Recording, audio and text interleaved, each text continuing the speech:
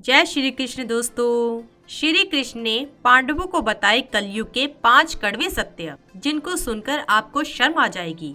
दोस्तों, आज हम आपको द्वापर युग यानी कि पांडवों के युग के एक ऐसे अध्याय के बारे में बताने जा रहे हैं जिसको सुनकर आपके होश उड़ जाएंगे। दोस्तों, क्या आप सोच सकते हैं कि श्री कृष्ण ने पांडवों को कलयुग के ऐसे 5 कड़वे सत्य के बारे में बताया था जो आज के समय में बिल्कुल हूबहू वैसे ही हैं।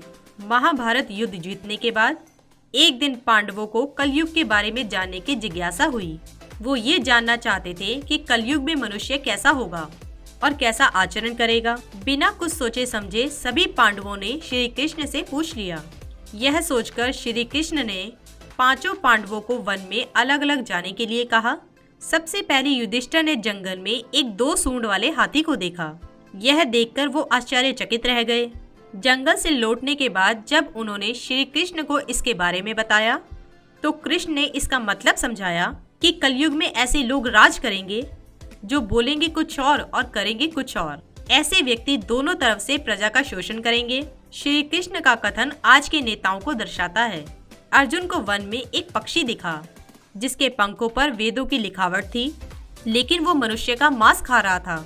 यह देखकर अर्जुन हैरान हो गए और श्री कृष्ण से इसका मतलब पूछा तो श्री कृष्ण ने कहा, हे पार्थ, कलयुग में ऐसे लोग होंगे जो ज्ञानी कहलाएंगे, यानी कि बहुत पढ़े लिखे, उनको सभी चीजों का ज्ञान भी होगा, लेकिन उनके मन में हमेशा दूसरों की संपत्ति हड़पने का विचार चलता रहेगा।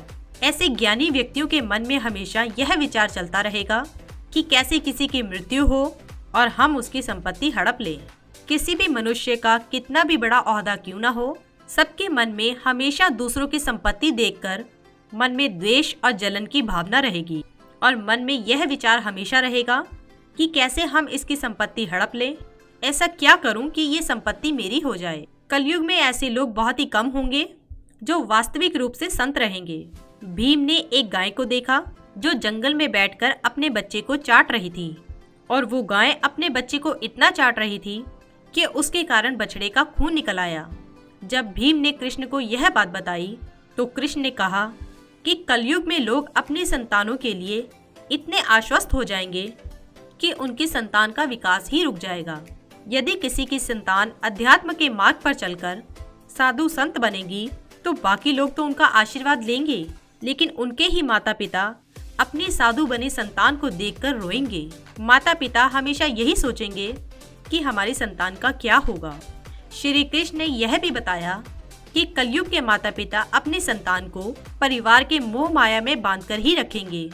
इसके साथ साथ कृष्ण ने यह भी बताया कि तुम्हारा पुत्र तुम्हारा नहीं, उसकी पत्नी की अमानत है, तुम्हारी पुत्री उसके पति की, और यह शरीर मृत्यु की अमानत है और आत्मा परमात्मा की अमानत है। सहदेव ने वन में बहुत से कुएं देखे जिनमें से सिर्फ बीच वाला कुआं खाली था। श्री कृष्ण ने इसका अर्थ बताते हुए कहा कि कलयुग के माता पिता अपने पुत्र या पुत्री के विवाह पर या किसी समारोह पर बहुत सारा धन खर्च करेंगे, फालतू के कामों में भी बहुत अधिक धन खर्च करेंगे, लेकिन किसी भूखे निर्धन व्यक्ति के लिए बिल्कुल भी धन खर्च नहीं करेंगे।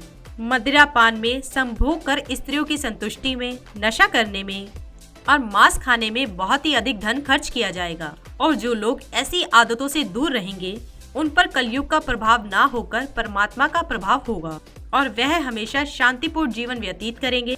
नकुल ने वन में देखा कि एक बहुत बड़ी चट्टान गिरी और रास्ते में आने वाले सभी पेड़ पौधों को रौंद डाला, लेकिन एक छोटे से पौधे से टकराकर वह चट्टान वहीं रुक गई। इसका अर्थ बताते हुए श्री कृष्ण ने कहा कि कलयुग में मनुष्य की बुद्धि नष्ट हो जाएगी और मनुष्य का तेजी से पतन होगा, और यह पतन इतना तीव्र होगा कि धन और सत्ता के वृक्ष इसे रोकने में सक्षम नहीं होंगे, लेकिन हरि नाम रूपी एक छोटे से पौधे से यह पतन रुक जाएगा या इसका असर कम हो जाएगा। हरि नाम का कीर्तन करने से मनुष्य की बुद्धि प्रबल होगी और मनुष्य को सही गलत का निर्णय लेने में सहायता होगी।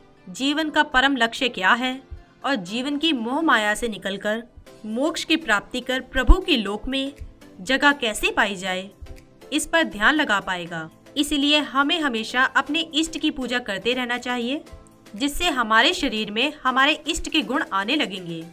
तो दोस्तों, ये है कलयुग के 5 कड़वे सत्य। जो श्री कृष्ण ने द्वापर युग में पांडवों को बताए थे और आज बिल्कुल सत्य भी हैं। अगर हम इन सभी सत्यों को अपने जीवन और आदतों से कंपेयर करके देखेंगे तो लगभग सभी अवगुण हमारे अंदर हैं।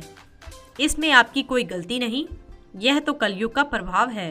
और अभी तक आपको इन सभी बुराइयों के बारे में पता नहीं था, लेकिन अब इस वीडियो को देखने के बाद हमें अपने जीवन में बदलाव लाना चाहिए और इन सभी बुराइयों से दूर हो जाना चाहिए और हरि नाम का या अपने इष्ट का स्मरण करते रहना चाहिए, क्योंकि ऐसा करने से हम जीवन मरण के इस कुचक्र से आजाद होकर मोक्ष की प्राप्ति कर सकेंगे और हमारी आत्मा प्रभु के लोक में जगह पाएगी।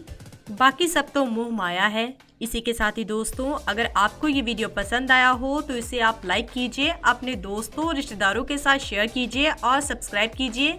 साथ ही साथ बेल आइकन को प्रेस करें ताकि नया नोटिफिकेशन आप तक सबसे पहले पहुंच सके। धन्यवाद दोस्तों।